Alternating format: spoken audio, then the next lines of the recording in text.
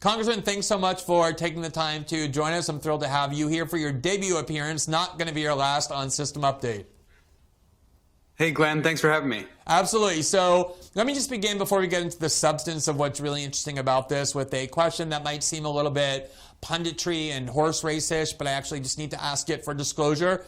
I think people are aware now that there's no technical requirement that the Speaker of the House be a member currently of Congress. You are not a current member of Congress, but I've heard your name tossed around as a potential consensus vote to be Speaker. Do you consider yourself a candidate for Speaker? Have you had conversations with members of Congress about that possibility? I've had lots of conversations with members. I don't really consider myself a candidate yet because I think we're too early in the process. I know people have been saying this is really chaotic and all this other stuff. This is democracy. This is how it's supposed to work. This is how representative government works. And my expectation all along was that we might go for many, many rounds. And at some point, we may get to the point where they say to themselves, yeah, we'd like to have some other kind of candidate outside of this process, outside of the members of Congress who are there right now, and outside of the two parties.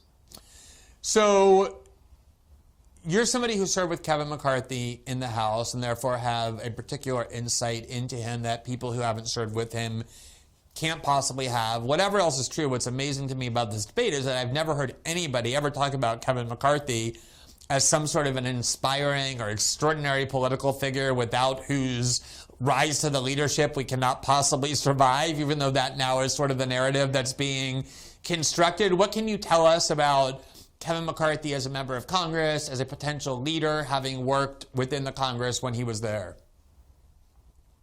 I'd say what describes him best is that he's very transactional. He will be your best friend if you're with him. He will be your greatest enemy if you're not with him. So he can be very vindictive and also very nice to people who are his allies.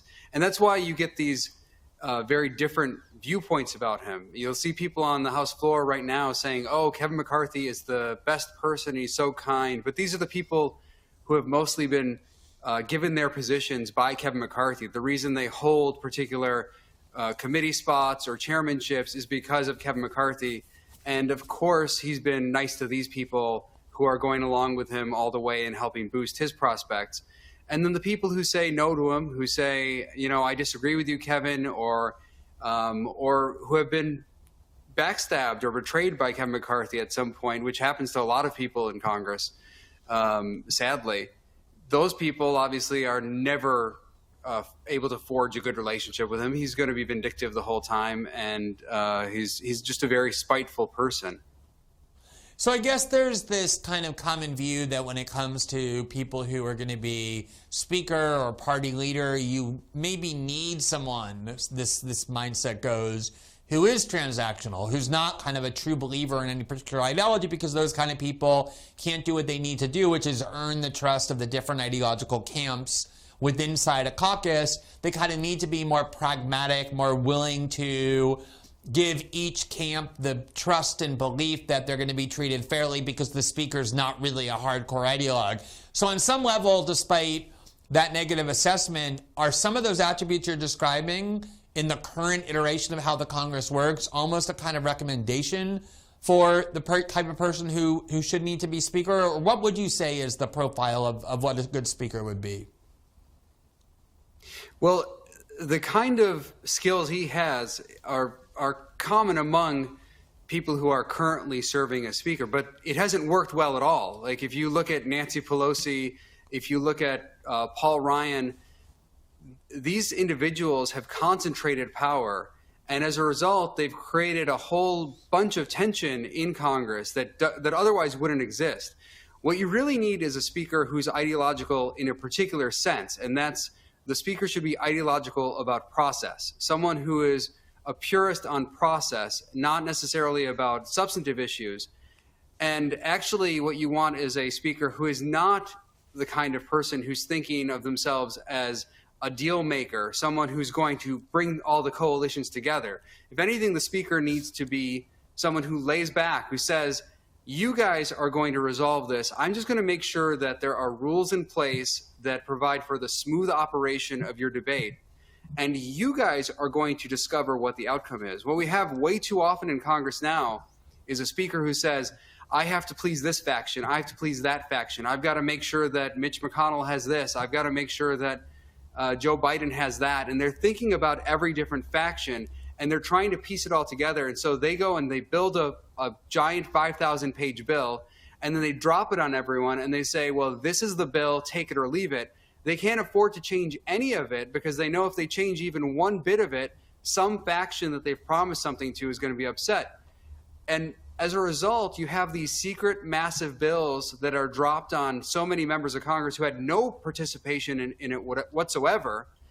And what we really want, I think, as American people in our representative government is for legislation to be worked out in front of us. We want to see the legislation in front of our eyes. Put a bill on the floor, let people amend it, let people vote yes and no on things, let bills fail sometimes because they don't have the support, let people come back.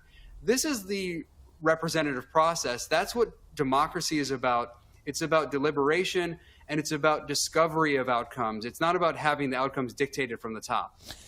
I mean, what's so interesting to me is not only is this the prevailing mindset within how the two parties function in the Congress, it seems to be the prevailing mindset about our democracy in establishment circles generally, including in the media and think tanks and kind of everyone who purports to shape opinion, because all we're really seeing so far is about 72 hours worth of debate about what seems to me to be a pretty significant question. Who's going to rule the House? Who's third in line to be the president? That's not really the kind of trivial debate that seems like a huge waste of time to take a couple of days to figure out. And yet it seems as though the people who claim so continuously to defend democracy are offended and alarmed that this all isn't pre-scripted and following this very kind of orderly process where everyone does what they're told in advance, but instead is trying to do exactly what you just described. How did that happen? Why is that people seem so afraid of this kind of disorderly process of democracy, of debate and the like? Well, you nailed it in the intro, by the way. I was listening to that, and you nailed the points. People are terrified about democracy. They tell you every day we have to save democracy. Democracy is so important. But when they actually see it in action, they say, oh, well, maybe not that kind of democracy. And what I think is increasingly happening is people in the media and some people, particularly on the left, but it's also true on the right at times, they think that democracy means whatever outcome they like. So if it's an outcome they like, they say, oh, we have democracy. And if it's an outcome they don't like, oh, you're against democracy. So they look at these people who are voting against Kevin McCarthy, who don't support Kevin McCarthy, and they're saying, oh, these people are anti-democracy. They're trying to stop democracy. When actually they're just participating in democracy. Democracy means you can vote for Kevin McCarthy or you can vote for someone else. And I've seen these reporters say things like, oh, a minority faction is trying to stop Kevin McCarthy. No, Kevin McCarthy has a majority of the House not voting for him. This is majoritarianism. There's no small minority stopping him. It's the majority of members of Congress not voting for him. How did we get to this place? I was actually talking to a reporter about this today, who was having a candid conversation with me. And I think it's just the case that a lot of reporters, they're busy too. They have their own lives, and they kind of like the convenience of not having to deal with the so-called messiness of democracy, where you actually have to go and debate things, and then they have to follow the legislation carefully and figure out who's right and who's wrong. It's a lot easier to say, well, Nancy Pelosi likes this bill, and so does Kevin McCarthy, so it must be good. That's the easiest thing for them to say, and then they can write up a piece that says, well, the top Republican and the top Democrat like this thing, so it must be good, and anyone who's opposed to it must be bad, because of course, if the people at the top agree with it, that means there's some kind of bipartisan consensus, and anyone who's opposed to it is anti-democracy. They're just obstructionists and trying to disrupt the whole system. And can you believe these people who are tearing down our system? You know, I think one of the most amazing and almost humorous